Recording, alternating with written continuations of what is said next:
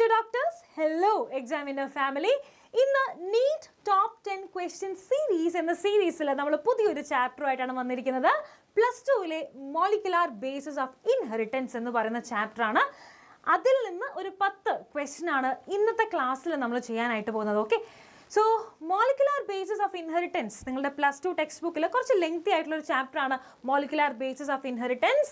നീറ്റിൻ്റെ point of വ്യൂവിൽ നിങ്ങൾക്ക് ഏറ്റവും കൂടുതൽ ക്വസ്റ്റ്യൻ വരാൻ സാധ്യതയുള്ള അല്ലെങ്കിൽ നീറ്റിന് ഏറ്റവും കൂടുതൽ വെയിറ്റേജ് ഉള്ള ചാപ്റ്ററാണ് ഇത്, മോളിക്കുലാർ ബേസിസ് ഓഫ് ഇൻഹെറിറ്റൻസ് എന്ന് പറയുന്ന ചാപ്റ്റർ. ഓക്കെ, സോ വെയിറ്റേജ്, ഒരുപാട് വെയിറ്റേജ് എന്ന് പറയുമ്പോൾ നിങ്ങൾ ചിലപ്പോൾ 4-5 ക്വസ്റ്റ്യൻ വരും എന്നൊക്കെ ആയിരിക്കും വിചാരിച്ചിരിക്കുന്നത്. അല്ല മക്കളെ, എത്ര ക്വസ്റ്റ്യൻ വരെ വരും അറിയോ?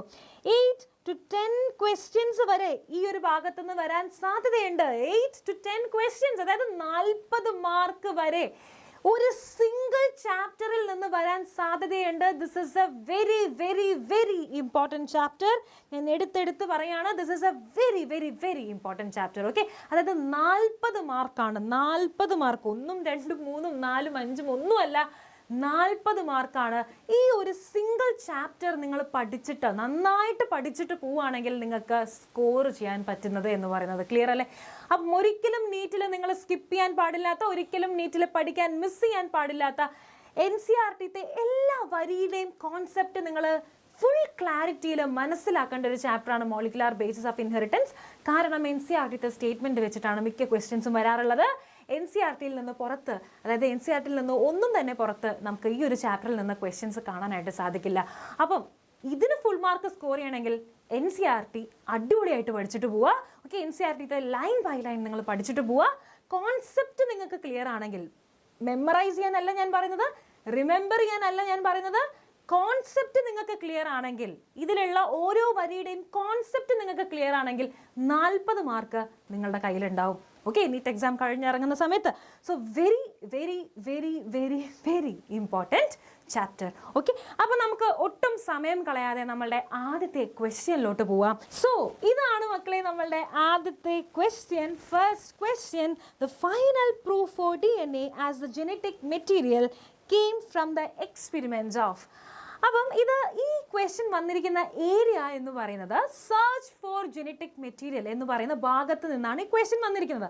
അപ്പം ഈ ഒരു ഏരിയയിൽ നിന്ന് കുറേ കാലങ്ങളായിട്ട് ക്വസ്റ്റ്യൻ ചോദിക്കുന്നുണ്ട്. 2011, 14, 17, 19, 20, 22, 23. അപ്പം ഇങ്ങനെ ഒരുപാട് ഇയേഴ്സ് ആയിട്ട് ഈ ഒരു ഭാഗത്ത് നിന്ന് ക്വസ്റ്റ്യൻസ് വരുന്നുണ്ട്.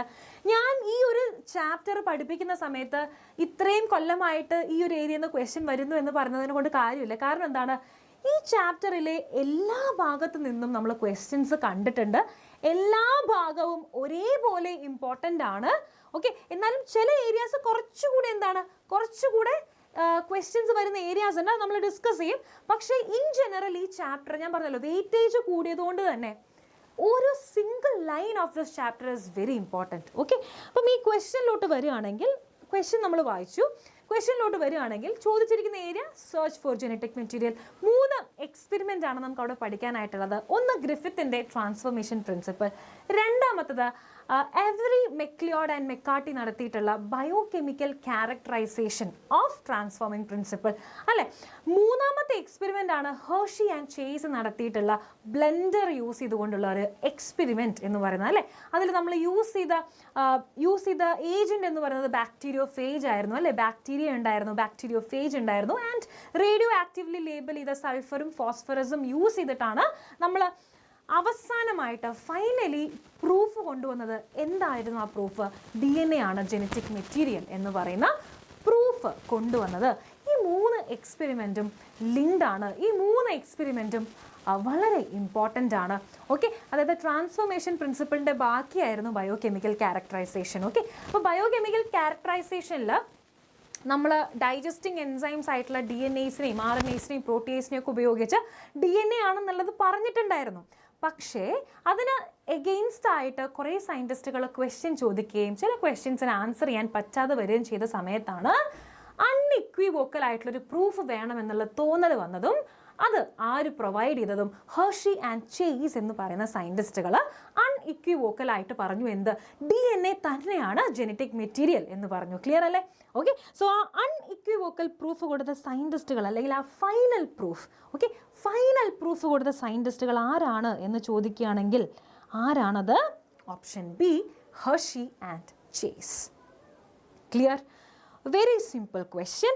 അടുത്തത് നോക്കി, അടുത്തത് if adenine makes 30% of the DNA molecule, what will be the percentage of thymine, guanine and cytosine in it? അപ്പോൾ നമുക്ക് ഒരാളുടെ പെർസെൻറ്റേജ് തന്നാൽ വളരെ സിമ്പിളായിട്ട് ബാക്കിയുള്ള മൂന്നാളുടെയും കണ്ടുപിടിക്കാമല്ലോ.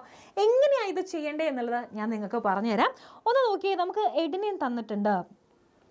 എത്രയാണ് എഡിനിൻ്റെ പെർസെൻറ്റേജ് എന്ന് പറയുന്നത്? 30% ആണ്. ഇനി എഡിനിൻ എത്രയാണോ ഉള്ളത് അത്ര തന്നെ ആയിരിക്കില്ലേ തൈമിനും ഉണ്ടാവുക. കാരണം എന്താ മക്കളെ? Adenine always pairs with thymine അല്ലേ?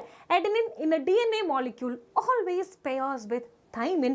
അതുകൊണ്ട് തന്നെ എത്ര എഡിനിൻ മോളിക്യൂൾസ് ഉണ്ടോ അത്ര തന്നെ തൈമിനും പ്രസൻറ്റ് ആയിരിക്കും. അപ്പം എഡിനിൻ 30% ആണെങ്കിൽ അതിൻ്റെ അർത്ഥം എന്താണ്? Thymine is also 30%. നോക്കിയേ, തൈമിൻ 30% ആയിട്ടുള്ള അഗൈൻ ഒരു സിംഗിൾ ഓപ്ഷൻ മാത്രമേ ഇവിടെ പ്രസൻ്റ് ആയിരിക്കുന്നുള്ളൂ. ഒരു സിംഗിൾ ഓപ്ഷൻ മാത്രമേ പ്രസൻ്റ് ആയിരിക്കുന്നുള്ളൂ. സോ തൈമിൻ 30% എന്നുള്ള ഒറ്റ option, that is B. And നമുക്ക് ആൻസർ കിട്ടിക്കഴിഞ്ഞു. ബാക്കിയുള്ളത് എങ്ങനെയാണ് ഈ ക്വസ്റ്റ്യൻ ചെയ്യുക എന്നുള്ളത് ഞാൻ നിങ്ങൾക്കൊന്ന് പറഞ്ഞുതരാം. സോ എഡിനിനും തൈമിനും 30% വീതം എന്ന് പറയുകയാണെങ്കിൽ എൻറ്റയർ AT കോമ്പോസിഷൻ എന്ന് പറയുന്നത് എത്രയായിരിക്കും? 60% ആയിരിക്കും അല്ലേ? ഇനി GC കോമ്പോസിഷൻ എന്ന് പറയുന്നത് അതിൻ്റെ ബാക്കിയായിരിക്കുമല്ലോ, 100%ൻ്റെ ബാക്കിയല്ലേ? യെസ്. സോ 100 - 60 എത്രയാണ് വരിക? 40%. ഇനി ഈ 40%-ൽ G പകുതി C പകുതിയും ആയിരിക്കുമല്ലോ.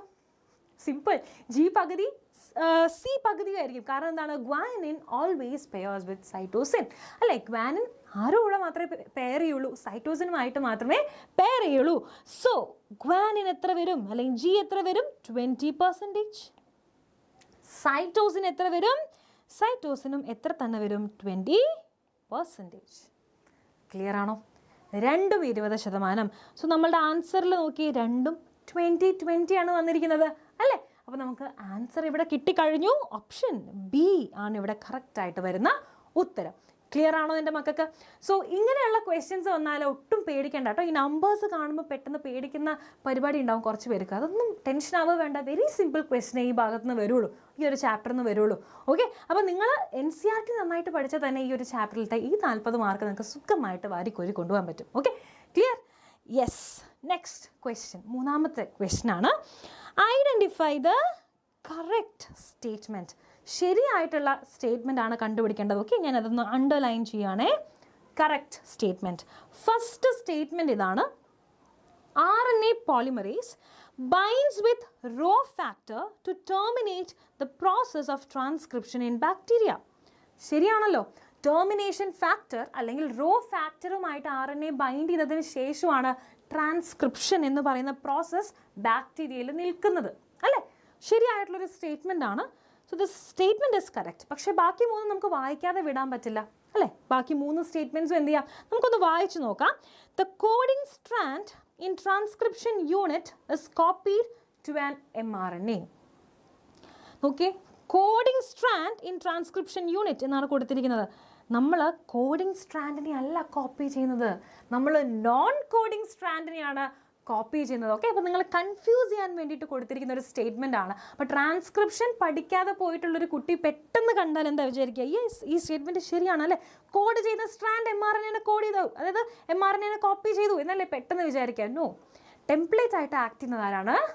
നോൺ കോഡിംഗ് സ്ട്രാൻഡ് ആണ്. അതിനെയാണ് നമ്മൾ mRNAയിലോട്ട് കോപ്പി ചെയ്യുന്നത്. ശരിയല്ലേ? So this statement is basically what? wrong. അടുത്ത നോക്കി, split gene arrangement is a characteristic of prokaryotes. Split gene arrangement. Split gene arrangement. Split gene arrangement എന്ന് പറഞ്ഞാൽ എന്തായിരുന്നു? Exon is interrupted by what? Intron. അല്ലേ? Exon is interrupted by intron. അതിനെയാണ് നമ്മൾ എന്ത് വിളിച്ചുകൊണ്ടിരുന്നത്? Split gene arrangement എന്ന് വിളിച്ചുകൊണ്ടിരുന്നത്. ഇത് പ്രോകാരിയോട്സിലില്ല. കാരണം എന്താണ്? അവരുടെ DNA ചെറുതാണ്, അവരുടെ ബോഡി ചെറുതാണ് അല്ലേ, സിംഗിൾ സെല്ലുലാർ അല്ലേ. അപ്പോൾ അവർക്ക് അതിനൊന്നുമുള്ള ലൈഫ് സ്പാനും കാര്യങ്ങളൊന്നുമില്ല നമ്മളെപ്പോലെ. അപ്പം യൂകാരിയോട്സിൻ്റെ കേസിൽ അങ്ങനെയല്ല. നമ്മളെന്താണ്, നമ്മളുടെ DNA എക്സോണുകൾ മാത്രമല്ല ഇൻട്രോൺസും പ്രസൻ്റ് ആണ്. അതായത് നോൺ കോഡിങ് ആയിട്ടുള്ള റീജിയൻസും പ്രസൻ്റ് ആണ്. ക്ലിയർ അല്ലേ? സോ അങ്ങനെ ഒരു അറേഞ്ച്മെൻറ്റ്, അതായത് സ്പ്ലിറ്റ് ജീൻ അറേഞ്ച്മെൻറ്റ് ജനറലി കാണാറുള്ളത് യൂകാരിയോട്സിലാണ്, പ്രോകാരിയോട്സിലല്ല. ഓക്കെ, സോ ഈ ഒരു സ്റ്റേറ്റ്മെൻറ്റ് എന്താണ്? It's not a characteristic of prokaryotes. തെറ്റല്ലേ? Yes. അടുത്ത നോക്കുക. The split gene arrangement is basically not a characteristic of prokaryotes. Split gene arrangement is a characteristic of eukaryotes. അടുത്ത നോക്കുക. In capping, methyl guanosine triphosphate is added to the 3' end of hnRNA. So നോക്കിയേ, ക്യാപ്പിങ്ങിൽ നമ്മൾ എവിടെയാണ് cap ചെയ്ത് വെക്കുക? നമ്മൾ 3' end അല്ല cap ചെയ്ത് വെക്കുക. 3' എൻഡിലാണ് നമ്മൾ ആരെ കൊടുക്കുക? വാലിനെ കൊടുക്കുക. അതായത് ടെയിൽ റീജിയൻ ആണ് എന്താ? 3' എൻഡ്. ടെയിലിംഗ് നടക്കുന്ന റീജിയൻ ആണ് 3' എൻഡ്. വൈൽ ക്യാപ്പിംഗ് നടക്കുന്ന റീജിയൻ ഏതാണ്? 5' എൻഡ് ആണ് കേട്ടോ. അപ്പോൾ ഇത് തെറ്റാണ്. hnRNAയുടെ 5' എൻഡിലാണ് എന്ത് നടക്കുന്നത്? ക്യാപ്പിംഗ് നടക്കുന്നത്. So this is also wrong. Okay, simple answer കിട്ടി. ഓപ്ഷൻ എ കറക്റ്റായിട്ട് നമുക്ക് 4 മാർക്ക് കിട്ടി. ഓക്കെ, കിട്ടിയില്ലേ? നിങ്ങൾക്ക് 4 മാർക്ക് കിട്ടിയല്ലോ. അടുത്ത question. Okay, which of the following is correctly matched. അപ്പം ഒറ്റ കാര്യം കൂടെ മിസ് ഇവിടെ പറഞ്ഞോട്ടെ. ഈ ഒരു ക്വസ്റ്റ്യൻ, അതായത് തേർഡ് ക്വസ്റ്റ്യൻ എടുക്കുകയാണെങ്കിൽ നിങ്ങൾക്ക് കാണാം ഈ ഒരു ക്വസ്റ്റ്യൻ വന്നിരിക്കുന്ന ഏരിയ ഇസ് ട്രാൻസ്ക്രിപ്ഷൻ അല്ലേ. ട്രാൻസ്ക്രിപ്ഷൻ എന്ന് പറയുന്നത് വളരെ ഇമ്പോർട്ടൻ്റ് ആയിട്ടുള്ള ഏരിയ തന്നെയാണ് കേട്ടോ. ഫ്രീക്വൻ്റ് ആയിട്ട് ക്വസ്റ്റ്യൻസ് 10ലും 11ലും 12ലും അങ്ങനെ തുടങ്ങി 24 വരെ 2024 വരെ ക്വസ്റ്റ്യൻ വന്നിട്ടുള്ള റീജിയൻ ആണ് എന്ത്? Transcription. Okay, transcription is very important. നിങ്ങളുടെ NCERT ടെക്സ്റ്റ് ബുക്കിൽ വളരെ ഇമ്പോർട്ടൻ്റ് ആയിട്ടുള്ള, ഓക്കെ, മോളിക്കുലാർ ബേസിസിൽ വളരെ ഇമ്പോർട്ടൻ്റ് ആയിട്ടുള്ള ഏരിയ ആണ് ട്രാൻസ്ക്രിപ്ഷൻ. Okay, yes. അടുത്ത ക്വസ്റ്റ്യൻ നോക്കുക. This is A mixed question. അതായത് ഇപ്പം എനിക്കൊരു ചാപ്റ്ററിൽ നിന്ന് കുറേ സ്ഥലത്തുനിന്ന് ഒരു ക്വസ്റ്റ്യൻ ഉണ്ടാക്കി തരണം നിങ്ങൾക്ക് അങ്ങനെ തോന്നുകയാണെങ്കിൽ എനിക്കിങ്ങനെ ഒരു ക്വസ്റ്റ്യൻ ഇടാം. അതായത് പല എക്സ്പെരിമെൻറ്റ്സ് അവിടുന്ന് ഇവിടുന്ന് എടുത്ത്, ഓക്കെ, അങ്ങനെ അറേഞ്ച് ചെയ്തൊരു ക്വസ്റ്റ്യൻ ആണത്. മൾട്ടിപ്പിൾ കോൺസെപ്റ്റ്സ് ഇൻക്ലൂഡ് ചെയ്തിട്ടുള്ളൊരു ക്വസ്റ്റ്യൻ ആണ്. This is a very very very nice question. ഒന്ന് നോക്കി. Which of the following is correctly matched? Alec Jeffreys, Streptococcus pneumoniae. അപ്പം നിങ്ങൾക്ക് ആക്ച്വലി ഈ സയൻറ്റിസ്റ്റിൻ്റെ കോൺട്രിബ്യൂഷനും അറിയില്ലെങ്കിൽ ഈ ക്വസ്റ്റ്യൻ അറ്റംപ്റ്റ് ചെയ്യാൻ പറ്റില്ല. ഓക്കെ, അപ്പോൾ നോക്കി, അലക് ജെഫ്രീസ് എന്താണ് കോൺട്രിബ്യൂട്ട് ചെയ്തിട്ടുള്ളത്? DNA ഫിംഗർ പ്രിൻറ്റിംഗ് ആണ്. Okay, so this is a wrong thing. Griffith ആണ് എന്താ സ്ട്രെപ്റ്റോകോക്കസ് ന്യൂമോണിയെ അല്ലേ യൂസ് ചെയ്തിട്ട് ട്രാൻസ്ഫോർമേഷൻ പ്രിൻസിപ്പിൾ കാണിച്ചിട്ടുള്ളത്. അടുത്ത നോക്കി. Alfred Hershey and Martha Chase used TMV എന്നാണ് ഇവിടെ കൊടുത്തിരിക്കുന്നത്. TMV is a plant virus അല്ലേ, പ്ലാന്റ്സിനെ എഫക്റ്റ് ചെയ്യുന്ന വൈറസ് ആണ്. പക്ഷേ ഹെർഷി ആൻഡ് ചേസ് എക്സ്പെരിമെൻറ്റിൽ അവർ യൂസ് ചെയ്ത വൈറസ് ബാക്ടീരിയനെ ഇൻഫെക്റ്റ് ചെയ്യുന്ന virus, bacteriophage. So this is also again wrong. Okay, നമ്മളോട് കറക്റ്റ്ലി മാച്ച്ഡ് ആണ് ചോദിച്ചിരിക്കുന്നത് അല്ലേ. Okay, Matthew Meselson and F Stahl experiment. Okay, Matthew മിസൽസണും സ്റ്റോളിൻ്റെയും എക്സ്പെരിമെൻ്റ് എന്ന് പറയുന്നത് DNA റെപ്ലിക്കേഷൻ സെമി കൺസർവേറ്റീവ് ആണ് എന്നുള്ളത് പ്രൂവ് ചെയ്യാനായിട്ടാണ് അല്ലേ.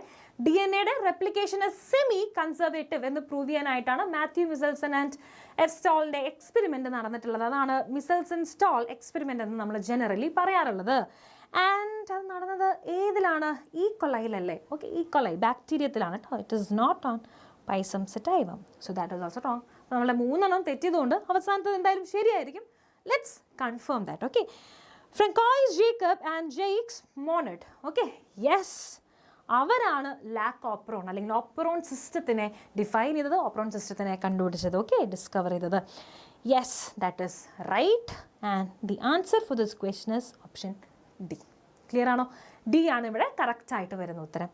അടുത്ത ക്വസ്റ്റ്യനിലോട്ട് പോവാം. One of the very simple question. Okay, 5ാമത്തെ ക്വസ്റ്റ്യൻ നോക്കിയേ. Complete the flow chart on central dogma.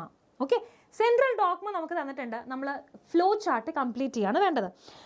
ഇതിൽ A എന്താണെന്ന് കണ്ടുപിടിക്കണം, B എന്താണെന്ന് കണ്ടുപിടിക്കണം, C എന്താണെന്ന് കണ്ടുപിടിക്കണം, ആൻഡ് D എന്താണെന്ന് കണ്ടുപിടിക്കണം. A എന്ന് പറയുന്നത് DNA ആവുന്ന പ്രോസസ്സാണ് എന്നാണ് എനിക്കിതിൽ നിന്ന് കാണാനായിട്ട് സാധിക്കുന്നത് അല്ലേ. അപ്പോൾ നമുക്ക് ഈ സെൻട്രൽ ഡോഗ്മ എന്ന് പറയുന്നത് എപ്പോഴും എപ്പോഴും മിക്ക കൊല്ലത്തെയും ക്വസ്റ്റ്യൻ പേപ്പറിൽ ഇവിടെ നിന്നൊരു ക്വസ്റ്റ്യൻ നിർബന്ധമായിട്ടും വരാറുണ്ട്. Okay, so central dogma is very important. Okay, അതായത് ഇവിടുന്ന് എപ്പോഴും ക്വസ്റ്റ്യൻ വരാറുണ്ട് കേട്ടോ മക്കളെ, എപ്പോഴും ക്വസ്റ്റ്യൻ വരാറുണ്ട്. അതായത് സെൻട്രൽ ഡോഗ്മ എപ്പോഴും ചോദിക്കാറുണ്ട്. അത് പ്രപ്പോസ് ചെയ്ത സയൻറ്റിസ്റ്റ് ആരാണ്? ഫ്രാൻസിസ് ക്രിക്ക് ആണ്. ഓക്കെ, ഫ്രാൻസിസ് ക്രിക്ക് ആണ്. ആൻഡ് ഡി എൻ എ ആവുന്ന പ്രോസസ്സ് എന്താണ്? ഡി എൻ എ ആവുന്ന പ്രോസസ്സാണ് റെപ്ലിക്കേഷൻ. റെപ്ലിക്കേഷൻ ഉണ്ടോ നോക്കിയേ, ഫസ്റ്റ് ഓപ്ഷനിൽ റെപ്ലിക്കേഷൻ, യെസ് ഇവിടെ റെപ്ലിക്കേഷൻ ആണ്. പിന്നെ ഇവിടെ റെപ്ലിക്കേഷൻ ആണ്, ആൻഡ് ഹിയർ നോ, ബാക്കിയുള്ള രണ്ടിലും അല്ല. അപ്പോൾ 2 ഓപ്ഷനിലാണ് റെപ്ലിക്കേഷൻ കൊടുത്തിട്ടുള്ളത്. അടുത്തത് നോക്കാം, അടുത്തത് ബി ആണ്, DNA mRNA ആവുന്ന പ്രോസസ്സ്. DNA RNA ആവുന്ന പ്രോസസ്സിനെ നമ്മൾ എന്തായിരുന്നു മക്കളെ വിളിച്ചുകൊണ്ടിരുന്നത്? Transcription. So B is transcription. Yes, രണ്ടിലും എന്താണ്? ട്രാൻസ്ക്രിപ്ഷൻ ആണ്. അടുത്ത നോക്കിയേ, mRNA എന്തോ ഒന്നായിട്ട് മാറുന്നുണ്ട്, DNA കൊടുത്തിട്ടുള്ളൂ. ബേസിക്കലി ദാറ്റ് ഇസ് പ്രോട്ടീൻ അല്ലേ? സെൻട്രൽ ഡോക്യുമെൻ്റ് ആ ഭാഗം നമ്മൾ ഫില്ല് ചെയ്യുകയാണെങ്കിൽ നമുക്ക് കിട്ടാമെന്ന ആൻസർ പ്രോട്ടീൻ ആണ്. So D as protein. Yes, D protein ആയിട്ടാണ് ഓപ്ഷനിൽ കൊടുത്തിരിക്കുന്നത്. അപ്പോൾ ഇനി നമുക്ക് ഒരാളെയും കൂടെ കണ്ടുപിടിക്കണം. ആരാണത്? സി. mRNA പ്രോട്ടീൻ ആവുന്ന പ്രോസസ്സ് എന്താണ്? Yes, that is translation. Translation കൊടുത്തിരിക്കുന്നത് യെസ് ഈ ഓപ്ഷനിലാണ്. ഓപ്ഷൻ 3 ആണ് ഇവിടെ കറക്റ്റായിട്ട് വരുന്ന ഉത്തരം. ഓക്കെ, ഓപ്ഷൻ 3 ആണ് ഇവിടെ കറക്റ്റായിട്ട് വരുന്ന ഉത്തരം. ഓക്കെ, ബാക്കിയുള്ളതിൽ എന്താണ്? എല്ലാം തെറ്റാണ് അല്ലേ? ഈ ഒന്നാമത്തെ ഓപ്ഷനിൽ ഇത് ട്രാൻസ്ഡക്ഷൻ എന്നാണ് കൊടുത്തിരിക്കുന്നത്, വിച്ച് ഇസ് റോങ്. ക്ലിയർ ആണല്ലോ? അപ്പോൾ നമുക്ക് എന്ത് ചെയ്യാം? നമ്മുടെ ആൻസർ മാർക്ക് ചെയ്യാം, ഓപ്ഷൻ 3. Very simple. ക്ലിയർ ആണല്ലോ? സോ നമുക്ക് എന്ത് ചെയ്യാം? നമ്മളുടെ അടുത്ത ക്വസ്റ്റ്യനിലോട്ട് പോവാം. ഇതാണ് മക്കളെ നമ്മളുടെ അടുത്ത ക്വസ്റ്റ്യൻ, 6ാമത്തെ ക്വസ്റ്റ്യൻ. എക്സ്പ്രസ്ഡ് സീക്വൻസ് ടാഗ്സ് അല്ലെങ്കിൽ ESTs റെഫേഴ്സ് ടു. ഇതാണല്ലോ നമ്മുടെ ക്വസ്റ്റ്യൻ അല്ലേ? അപ്പം ഈ ഒരു ക്വസ്റ്റ്യൻ വന്നിരിക്കുന്ന ഏരിയ എന്ന് പറയുന്നത് എന്താണ്? HGP അല്ലെങ്കിൽ ഹ്യൂമൻ ജീനോം പ്രോജക്റ്റ്. അപ്പം ഹ്യൂമൻ ജീനോം പ്രോജക്റ്റ് എന്ന് പറയുന്നത് കുറച്ചുകൂടെ റെലവൻ്റ് ആയിട്ടുള്ള ഏരിയ, ജെനറ്റിക്സിലത്തെ ഒരു ഏരിയ ആയതുകൊണ്ട് തന്നെ ഇവിടെ നിന്ന് ഫ്രീക്വൻ്റ് ആയിട്ട് ക്വസ്റ്റ്യൻസ് വരാറുണ്ട്. ഓക്കെ, 2014 തൊട്ട് നമ്മൾ റീസെൻറ്റ് പേപ്പേഴ്സ് വരെ, ഓക്കെ, വളരെ റീസെൻ്റ് ആയിട്ടുള്ള പേപ്പേഴ്സ് വരെ ഇവിടെ നിന്ന് ക്വസ്റ്റ്യൻ വന്നിട്ടുണ്ട്. So this chapter is very important chapter. ഞാൻ പറഞ്ഞല്ലോ 10 ക്വസ്റ്റ്യൻ ആണ് വരാൻ സാധ്യതയുള്ളത്. അപ്പോൾ ഈ ഒരു 10 ക്വസ്റ്റ്യൻ വരണമെങ്കിൽ എല്ലാ ഭാഗത്തു നിന്നും അറ്റ്ലീസ്റ്റ് ഒരു ക്വസ്റ്റ്യനെങ്കിലും വന്നിട്ടുണ്ടാവുമല്ലോ. നമുക്ക് അങ്ങനെ ചിന്തിച്ചാൽ മതി. അപ്പം എപ്പോഴും എന്താണ്, ഈ ചാപ്റ്റർ എൻറ്റയർലി ഇമ്പോർട്ടൻ്റ് ആണെന്ന് മനസ്സിൽ വിചാരിച്ചിട്ട് തന്നെ എൻറ്റയർ ചാപ്റ്റർ വേണം നിങ്ങൾ പഠിക്കാനായിട്ട്. എന്നാലും ട്രാൻസ്ക്രിപ്ഷൻ പോലെ അല്ലെങ്കിൽ സെൻട്രൽ ഡോഗ്മ പോലെ ഒന്നിലധികം ക്വസ്റ്റ്യൻസ് കാണുന്ന ഒരു ഏരിയ ആണ് എന്ത്? Human genome project. ക്ലിയർ ആണല്ലോ? So this is A very important area. So expressed sequence tag എന്താണ് എന്നുള്ളതാണ് നമുക്ക് പറയേണ്ടത് അല്ലേ? അപ്പം ഹ്യൂമൻ ജീനോം പ്രോജക്റ്റ് തുടങ്ങിയ സമയത്ത് സയൻറ്റിസ്റ്റുകൾക്ക് 2 തരത്തിലുള്ള അപ്രോച്ച് ആയിരുന്നു ഈ സീക്വൻസിങ്ങിനോടുള്ളത്. ഹ്യൂമൻ ജീനോം പ്രോജക്റ്റ് എന്താണ്? ഹ്യൂമൻ ജീനോമിനെ സീക്വൻസ് ചെയ്യാന്നുള്ള പ്രോജക്റ്റ് അല്ലായിരുന്നു. അപ്പം ആ സീക്വൻസിങ്ങിന് 2 തരത്തിലുള്ള അപ്രോച്ചസ് ആണ് 2 ഗ്രൂപ്പ് ഓഫ് സയൻറ്റിസ്റ്റുകൾ വെച്ചിട്ടുണ്ടായിരുന്നത്. ആദ്യത്തെ സയൻറ്റിസ്റ്റുകളുടെ ഗ്രൂപ്പ് പറഞ്ഞു, നമുക്ക് അവിടെ ഇവിടെ ഒന്നും എന്ത് ചെയ്താൽ പോരാ, സീക്വൻസ് ചെയ്താൽ പോരാ, എൻറ്റയർ ഫുൾ ഹ്യൂമൻ ജീനോമിനെ നമ്മൾ എന്ത് ചെയ്യണം? സീക്വൻസ് ചെയ്യണം. അങ്ങനെ എൻറ്റയർ ഹ്യൂമൻ ജീനോമിനെ സീക്വൻസ് ചെയ്യുന്ന അപ്രോച്ച് ആയിരുന്നു എന്ത്? Sequence annotation. ക്ലിയർ ആണല്ലോ? Sequence annotation. ഇനി ഒരു ഗ്രൂപ്പത്തെ സയൻറ്റിസ്റ്റുകൾ പറഞ്ഞു, എന്തിനാ നമ്മൾ വെറുതെ എൻറ്റയർ ജീനോമിനെ സീക്വൻസ് ചെയ്തത്? കാരണം പൈസ മുടക്കുള്ള കാര്യമാണ്. അപ്പം എൻറ്റയർ ജീനോമിനെ എന്തിനാണ് നമ്മൾ ഇത്രയും കഷ്ടപ്പെട്ട് സീക്വൻസ് ചെയ്യുന്നത്? നമുക്ക് RNA ആയിട്ട് എക്സ്പ്രസ് ചെയ്യുന്ന ജീൻസിനെ മാത്രം സീക്വൻസ് ചെയ്താൽ പോരെ എന്നുള്ളത് അടുത്തൊരു ഗ്രൂപ്പ് ഓഫ് സയൻറ്റിസ്റ്റുകൾ പറഞ്ഞു. അപ്പം ഈ 2 അപ്രോച്ചസ് ആണ് വന്നത്. ആദ്യത്തെ അപ്രോച്ചിൻ്റെ പേര് സീക്വൻസ് അനോട്ടേഷൻ, അതായത് എൻറ്റയർ ജീനോമിനെ സീക്വൻസ് ചെയ്യുക എന്നുള്ളതാണെങ്കിൽ, രണ്ടാമത്തെ അപ്രോച്ചാണ് നമ്മളുടെ ഈ ക്വസ്റ്റ്യനിലുള്ളത് എക്സ്പ്രസ്ഡ് സീക്വൻസ് ടാഗ്, അതായത് genes expressed as RNA sequence ചെയ്യുക എന്നുള്ള അപ്രോച്ച്. ആൻസർ നമുക്ക് കിട്ടിയല്ലോ അല്ലേ? Answer is definitely option A. Genes expressed as RNA നമ്മളിവിടെ സീക്വൻസ് ചെയ്യുന്നത്. പോളിപെപ്റ്റൈഡിൻ്റെ എക്സ്പ്രഷൻ അല്ല, DNA polymorphism അല്ല, novel DNA sequences അല്ല, genes that are being expressed as RNA. അതിനെയാണ് നമ്മൾ എന്ത് ചെയ്യുന്നത്? സീക്വൻസ് ചെയ്യുന്നത്. ആ ഒരു അപ്രോച്ചാണ് expressed sequence tag. Yes, Next question. Which enzymes will be produced in a cell in which there is a nonsense mutation in the LAC-Y gene? So basically nonsense mutation എന്ന് പറഞ്ഞാൽ അവിടെ വെച്ച് എന്ത് ചെയ്യും, ട്രാൻസ്ലേഷൻ സ്റ്റോപ്പ് ആയിട്ട് പോകും. Okay, so nonsense mutation എവിടെ നടന്നോ അവിടെ വെച്ച് എന്ത് സ്റ്റോപ്പ് ആവും, ട്രാൻസ്ലേഷൻ സ്റ്റോപ്പ് ആവും, അല്ലെങ്കിൽ ട്രാൻസ്ലേഷൻ ടെർമിനേറ്റ് ചെയ്യും. ക്ലിയർ ആണല്ലോ? അത് മനസ്സിൽ വെച്ചുകൊണ്ട് നമുക്ക് ഈ ക്വസ്റ്റ്യനെ അപ്രോച്ച് ചെയ്യാം. ഒന്ന് നോക്കിയേ, ഏത് ജീനിലാണ് മ്യൂട്ടേഷൻ നടന്നത്? LAC-Y. ഇവിടെ LAC-Y എന്ന് കൊടുക്കുമ്പോൾ നമുക്ക് പെട്ടെന്ന് കത്തണം ഇത് ഏത് ഏരിയയിൽ നിന്ന് വന്നിട്ടുള്ള ക്വസ്റ്റ്യൻ ആണ്. ലാക് ഓപ്രോണിൽ നിന്ന് വന്നിട്ടുള്ള ക്വസ്റ്റ്യൻ ആണ്. ലാക് ഓപ്രോണിൽ നിന്ന് മക്കളെ എന്തായാലും ഒരു ക്വസ്റ്റ്യൻ എങ്കിലും നിങ്ങളുടെ ക്വസ്റ്റ്യൻ പേപ്പറിലുണ്ടാവും. ക്ലിയർ ആണോ?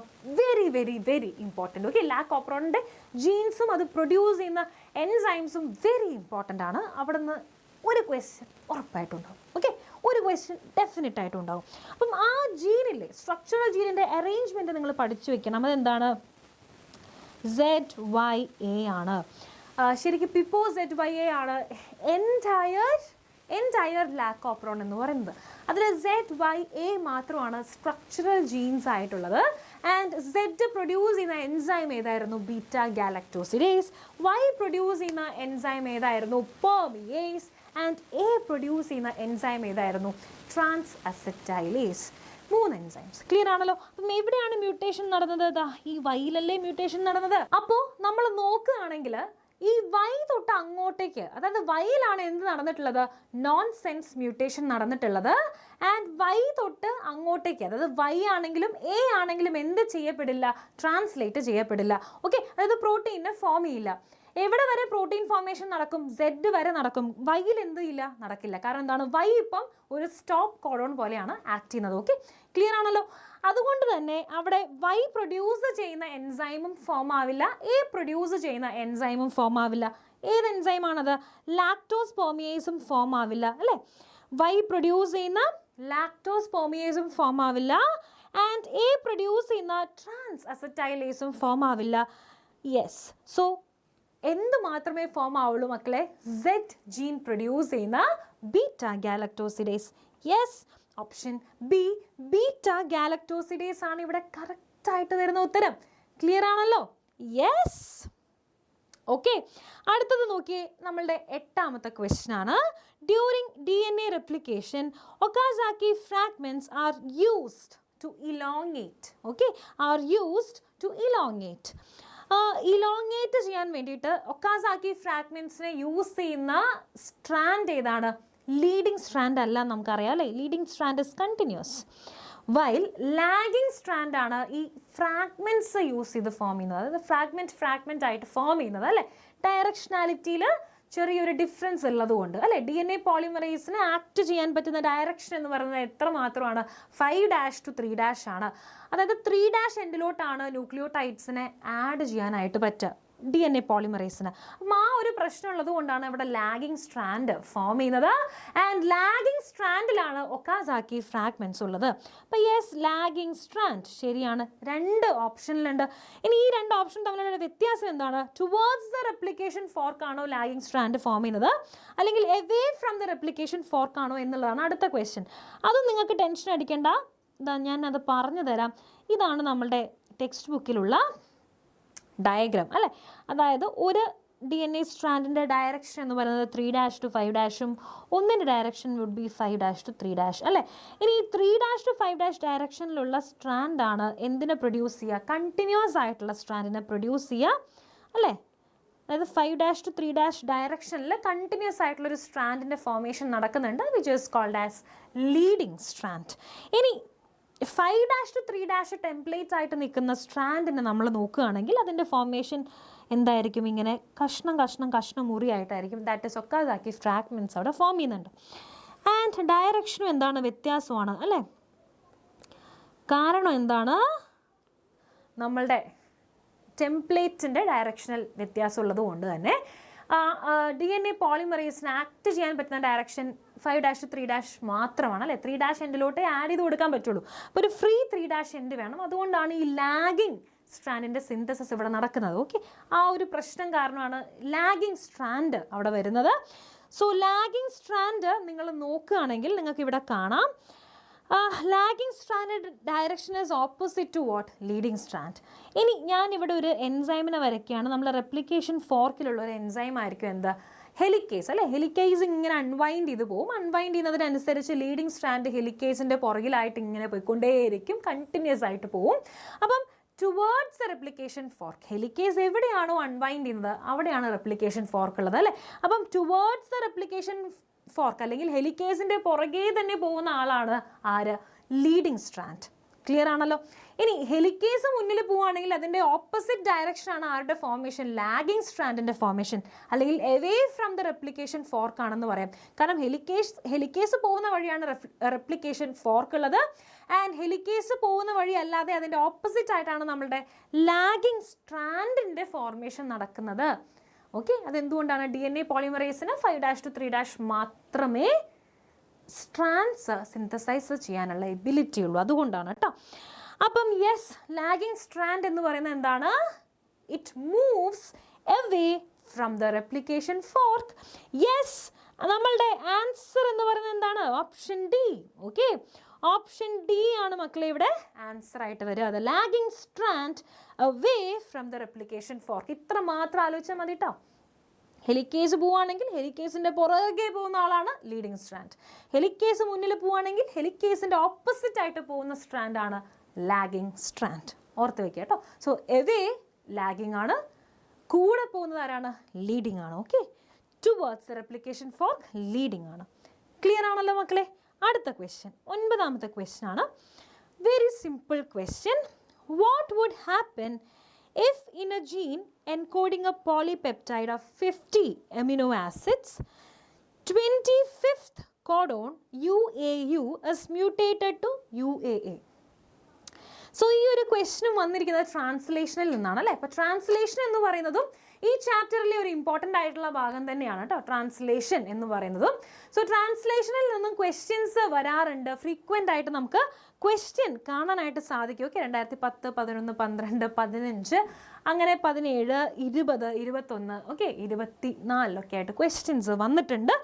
സോ ട്രാൻസ്ലേഷൻ എന്ന് പറയുന്ന ഏരിയ ഇസ് ഓൾസോ ഇമ്പോർട്ടൻറ്റ്. നമ്മൾ തൊട്ട് മുന്നേ പറഞ്ഞ ക്വസ്റ്റ്യൻ വാസ് ഫ്രം റെപ്ലിക്കേഷൻ അല്ലേ? അപ്പം ഈ ഒരു ചാപ്റ്ററിൽ ഏറ്റവും ലീസ്റ്റ് നമ്പർ ഓഫ് ക്വസ്റ്റ്യൻ വന്നിരുന്ന ഒരു ഭാഗമാണ്, അല്ലെങ്കിൽ വന്നുകൊണ്ടിരിക്കുന്ന ഒരു ഭാഗമാണ് DNA റെപ്ലിക്കേഷൻ. ഓക്കെ, ഒരു ക്വസ്റ്റ്യനൊക്കെ വന്നു, അത്രയേ ഉള്ളൂ. DNA റെപ്ലിക്കേഷനിൽ നിന്ന് അധികം ക്വസ്റ്റ്യൻസ് ഒന്നും അങ്ങനെ വരാറില്ല. ക്വസ്റ്റ്യൻസ് വന്നിട്ടില്ല എന്ന് ഞാൻ പറയുന്നില്ല, പക്ഷേ ഫ്രീക്വൻസി കമ്പാരിറ്റീവ്ലി ട്രാൻസ്ക്രിപ്ഷനെയും ട്രാൻസ്ലേഷനെയും നമ്മൾ കമ്പയർ ചെയ്യുന്ന സമയത്ത് റെപ്ലിക്കേഷനിൽ നിന്ന് ക്വസ്റ്റ്യൻസ് വരുന്ന ഫ്രീക്വൻസി കുറവാണ്.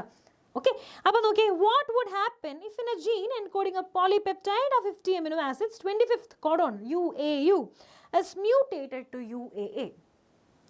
UAA എന്ന് പറഞ്ഞാൽ എന്തായിരുന്നു മക്കളെ? സ്റ്റോപ്പ് അല്ലേ? Stop codon. സ്റ്റോപ്പ് കോഡോൺ വന്ന് എന്താ സംഭവിക്കുക? അവിടെ വെച്ച് എന്ത് നടക്കും? ട്രാൻസ്ലേഷൻ്റെ ടെർമിനേഷൻ നടക്കും അല്ലേ? ക്ലിയർ ആണല്ലോ? അപ്പോൾ ട്രാൻസ്ലേഷൻ്റെ ടെർമിനേഷൻ അവിടെ വെച്ച് നടക്കുകയാണെങ്കിൽ 25ാമത്തെ കോഡോണിലാണ് ട്രാൻസ്ലേഷൻ്റെ ടെർമിനേഷൻ എന്ന് വെച്ചാൽ, 25ാമത്തേലാണ് ഈ ടെർമിനേഷൻ എന്ന് വെച്ചാൽ അതിൻ്റെ അർത്ഥം 24 വരെയുള്ള കോഡോൺസ് മാത്രമേ ട്രാൻസ്ലേറ്റ് ചെയ്യപ്പെടുള്ളൂ. ആൻഡ് 24 അമിനോ ആസിഡുകൾ മാത്രമേ അവിടെ ഫോം ചെയ്യുള്ളൂ. ഓക്കെ, യെസ്, 25th കോഡോൺ അല്ലേ? 25th കോഡോണിലാണ് എന്ത് നടന്നത്? മ്യൂട്ടേഷൻ നടന്നത്. സോ 24 വരെയുള്ള ആൾക്കാർ എന്ത് ചെയ്യും? ട്രാൻസ്ലേറ്റ് ചെയ്യപ്പെടും, അത് പ്രോട്ടീനായി മാറും. ഓക്കെ, അപ്പോൾ നോക്കി, a polypeptide of 24 amino acids will be formed. Yes, അത് ശരിയാണ്, ഈ സ്റ്റേറ്റ്മെൻറ്റ് ശരിയാണ്. 2 polypeptide of 24 and 25. നോ, അവിടെ വെച്ച് നിന്നില്ലേ? പിന്നെ അങ്ങോട്ടേക്ക് എന്ത് നടക്കുന്നില്ല? ട്രാൻസ്ലേഷൻ നടക്കുന്നേ ഇല്ല, സ്റ്റോപ്പ് ചെയ്തു, കംപ്ലീറ്റ്ലി ടെർമിനേറ്റ് ആയി. So this is wrong. A polypeptide of 49 amino acids will be formed. No, കാരണം എന്താ? 25ാമത്തെ കോഡോണിലാണ് മ്യൂട്ടേഷൻ വന്നതും അത് സ്റ്റോപ്പ് കോഡോൺ ആയി മാറിയതും. അതുകൊണ്ട് തന്നെ ഓക്കെ, 49 എമിനോ ആസിഡ്സ് ഉണ്ടാവില്ല. എത്ര മാത്രമേ ഉണ്ടാവുള്ളൂ? 24 മാത്രമേ പ്രസൻറ്റ് ആയിരിക്കുള്ളൂ. അടുത്തത് നോക്കി, a polypeptide of 25 amino acids will be formed. No, 25ാമത്തേലല്ലേ മ്യൂട്ടേഷൻ നടന്നത്? 25ാമത്തെ ആൾ എന്തായി മാറി? സ്റ്റോപ്പ് കോഡോൺ ആയി മാറി. സ്റ്റോപ്പ് കോഡോൺ കോഡ് ചെയ്യുന്നുണ്ടോ ആരെങ്കിലും? നോ, സ്റ്റോപ്പ് കോഡോൺ ഒരു എമിനോ ആസിഡിനെയും കോഡ് ചെയ്യുന്നില്ല. അതുകൊണ്ട് തന്നെ 24 എമിനോ ആസിഡ് അടങ്ങിയിട്ടുള്ള ഒരു പോളിപെപ്റ്റൈഡ് ചെയിൻ ആയിരിക്കും ഇവിടെ ഫോം ആവുക കേട്ടോ. അപ്പം yes, Answer is option A. Done. Final question. Okay, so ഇത് match the following ആണ്. Match the following ഇല്ലാതെ നമ്മളുടെ ഈ സീരീസിൽ എങ്ങനെയല്ലേ ഒരു ചാപ്റ്റർ കടന്നു പോവുക. സോ മാച്ച് ദ ഫോളോയിങ് ഞാൻ പറയാറുണ്ടല്ലോ എപ്പോഴും ഇമ്പോർട്ടൻ്റ് ആണ്. ഓക്കെ, സോ ഇതിലുള്ളൊരു മാച്ച് ദ ഫോളോയിങ് കൂടെ മിസ് കൊണ്ടുവന്നിട്ടുണ്ട്. Okay, match the following genes of the lac operon with their respective products. Okay, respective പ്രോഡക്ട്സുമായിട്ട് മാച്ച് ചെയ്യാനായിട്ടാണ് പറഞ്ഞിരിക്കുന്നത്. I gene, Z gene, A gene, Y gene ഒക്കെയാണ് തന്നിരിക്കുന്നത് അല്ലേ. അപ്പം ഐ ജീൻ എന്തിനാണ് കോഡ് ചെയ്യുന്നത്? ഐ ജീൻ കോഡ്സ് ഫോർ, അതായത് എ അല്ലേ, A, yes A codes for, I gene codes for what? Repressor അല്ലേ, repressor. Yes, 3A3. Very good, നിങ്ങളവിടെ ആൻസർ ചെയ്തിട്ടുണ്ടെന്നുള്ളത് എനിക്കറിയാം. അടുത്ത് നോക്കി സെഡ്. ഇത്രയും നേരം നമ്മൾ പറഞ്ഞ സ്ഥിതിക്ക് നിങ്ങൾ Z/A പഠിച്ചിട്ടുണ്ടാവും. സെഡ് എന്തിനാണ് കോഡ് ചെയ്യുന്നത്? ബീറ്റ ഗാലക്ടോസിഡേസിനെയാണ്. That means B1. അപ്പോൾ ഇത് രണ്ടുമുള്ള ഓപ്ഷൻ ഉണ്ടോ നമുക്ക് നോക്കാം. A3B1, A3B1. ഓക്കെ, 2 ഓപ്ഷൻ ഉണ്ട്. ആൻസറിലോട്ട് എത്തിയില്ല, ഒന്നും കൂടെ നമ്മൾ ചെയ്യണം. അപ്പം എ ജീൻ A അല്ലേ, transacetylase, A for acetylase. Okay, gene transacetylase C4 ആണ്. C4 വരുന്ന ഓപ്ഷൻ, യെസ്, ഓപ്ഷൻ C കിട്ടി, ആൻസർ കിട്ടി. അടുത്തതും കൂടെ നോക്കാം. വൈ ജീൻ പെർമിയേസ് ആണ്. D2, yes, D2. So answer വരുന്നത് എന്താണ്? Option C. ഓപ്ഷൻ C ആണ് ഇവിടെ കറക്റ്റായിട്ട് വരുന്ന ആൻസർ, പെർഫെക്റ്റ് ആയിട്ട് വരുന്ന answer, option C. So yes, നമ്മൾ നമ്മളുടെ 10 ക്വസ്റ്റ്യൻസും നല്ല അടിപൊളിയായിട്ട് ചെയ്തു. 10 ക്വസ്റ്റ്യൻസും നമ്മൾ നല്ല ഡീറ്റെയിൽഡ് ആയിട്ട് ഡിസ്കസ് ചെയ്തു. ചെറുതായിട്ട് നിങ്ങൾക്ക് എന്ത് ചെയ്തിട്ടുണ്ട്? കുറച്ച് കണ്ടന്റ് ഒക്കെ കിട്ടിയിട്ടുണ്ട് അല്ലേ. നമ്മൾ ചെറിയ കാര്യങ്ങളൊക്കെ ഈ ക്ലാസ് തന്നെ എന്ത് ചെയ്തിട്ടുണ്ട്? പഠിച്ചു പോയിട്ടുണ്ട്. സോ പ്രീവിയസ് വീഡിയോസ് കാണാത്ത ആൾക്കാർ ഡെഫിനറ്റ് ആയിട്ടും എന്ത് ചെയ്യണം? വീഡിയോസ് കാണണം കേട്ടോ. നമ്മൾ ഹ്യൂമൻ റീപ്രൊഡക്ഷൻ്റെയും റീപ്രൊഡക്റ്റീവ് ഹെൽത്തിൻ്റെയും പ്രിൻസിപ്പിൾസ് ഓഫ് ഇൻഹെറിറ്റൻസിൻ്റെ ഒക്കെ വീഡിയോസ് അപ്ലോഡ് ചെയ്തിട്ടുണ്ട്. ഡെഫിനറ്റ് ആയിട്ടും യൂട്യൂബിൽ പോവാം. നമ്മുടെ വീഡിയോസ് ഫ്രീ ക്ലാസ്സസ് ആണ്. ഫ്രീ ആയിട്ടുള്ള ഒന്നും എന്ത് ചെയ്യാൻ പാടില്ല, നിങ്ങൾ മിസ് ചെയ്യാൻ പാടില്ല. ഫ്രീ സീരീസ് ആണ്. നിങ്ങൾ എന്ത് ചെയ്യുക? ഡെഫിനറ്റ് ആയിട്ടും ആ വീഡിയോസൊക്കെ ഒന്ന് പോയി കാണുക. ഓക്കെ, അപ്പം ഇത്രയും ക്വസ്റ്റ്യൻസ് ചെയ്ത സ്ഥിതിക്ക് ഇനി നിങ്ങൾക്ക് വേണ്ടിയിട്ടുള്ളൊരു ക്വസ്റ്റ്യൻ ആണല്ലേ നമ്മുടെ 11th ക്വസ്റ്റ്യൻ. അതിൻ്റെ ആൻസർ ഡെഫിനറ്റ് ആയിട്ടും എൻ്റെ മക്കൾ എന്ത് ചെയ്യുക? താഴെ കമൻറ്റ് ചെയ്യുക. ഓക്കെ, നല്ല ഉഷാറായിട്ട് കമൻറ്റ് ചെയ്യുക.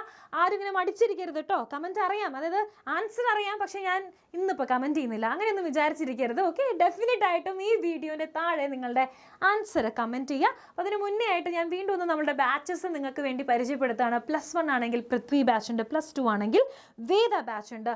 ബാച്ചിൻ്റെ ഫീച്ചേഴ്സ് നിങ്ങൾക്ക് ഓൾറെഡി ഇപ്പം എന്ത് ചെയ്യുന്നുണ്ടാവും? അറിഞ്ഞിട്ടുണ്ടാവും. ടോപ്പിക് വൈസ് റെക്കോർഡഡ് ആയിട്ടുള്ള ക്ലാസ്സസും ഒരുപാട് DPP വീഡിയോ സൊല്യൂഷൻസും ലൈവ് ആയിട്ടുള്ള ക്വസ്റ്റ്യൻ ഡിസ്കഷൻസും ലൈവ് ആയിട്ടുള്ള ഡൗട്ട് ക്ലിയറൻസ് സെഷൻസും PYQ വീഡിയോ സൊല്യൂഷൻസും ഒക്കെ നമ്മളുടെ ബാച്ചിൽ അവൈലബിൾ ആണ്. അത് എക്സ്ക്ലൂസീവ് ആണ് നമ്മളുടെ ബാച്ചിന്. ഓക്കെ, ഇതെല്ലാം അവൈലബിൾ ആണ്. ആൻഡ് വെരി ഇമ്പോർട്ടൻറ്റ്, നിങ്ങളുടെ പ്രിപ്പറേഷൻ ജേർണി ഒന്ന് അടിപൊളിയാക്കണമെങ്കിൽ നമുക്ക് എന്ത് വേണം? ഒരുപാട് ക്വസ്റ്റ്യൻസ് പ്രാക്ടീസ് ചെയ്യണം. ക്വസ്റ്റ്യൻ പ്രാക്ടീസ് ചെയ്യാനായിട്ട് നമ്മൾ DPP ഓൾറെഡി എന്താണ് നമ്മൾ ചെയ്തിട്ടുണ്ട്. ഒരുപാട് ക്വസ്റ്റ്യൻസ്, തൗസൻഡ്സ് ഓഫ് ക്വസ്റ്റ്യൻസ് നിങ്ങൾക്ക് ഇതിൽ അവൈലബിൾ ആണ്, ആപ്പിൽ അവൈലബിൾ ആണ്. ആൻഡ് ഇതിനെ ബേസ് ചെയ്തിട്ടുള്ള എക്സാംസും ചാപ്റ്റർ വൈസ് എക്സാംസും മൊഡ്യൂൾ വൈസ് എക്സാംസും ഫുൾ ലെങ്ത് എക്സാം ഒക്കെ നിങ്ങൾക്ക് എന്ത് ചെയ്യാൻ പറ്റും? ഈ +1 പൃഥ്വി ബാച്ചിലോ അല്ലെങ്കിൽ +2 വേദ ബാച്ചിലോ ജോയിൻ ചെയ്താൽ ഡെഫിനറ്റ് ആയിട്ടും നിങ്ങൾക്ക് ചെയ്യാനായിട്ട് സാധിക്കും. ആൻഡ് ഫീസ് വരുന്നത് 8,999 ആണ്. And to join you can call, ഇതാ ഈ കാണുന്ന നമ്പറിൽ വിളിക്കാം. ഓക്കെ, താഴെ കൂടെയും നമ്പർ പോകുന്നുണ്ടാവും, അതിൽ ഡെഫിനറ്റ് ആയിട്ടും വിളിക്കുക. ജോയിൻ ചെയ്യാത്തവർ ജോയിൻ ചെയ്യുക. സോ ഇതെല്ലാം പറഞ്ഞുകൊണ്ട് നമ്മളുടെ ഫൈനൽ ക്വസ്റ്റ്യനിലോട്ട് ഞാൻ വരികയാണ്.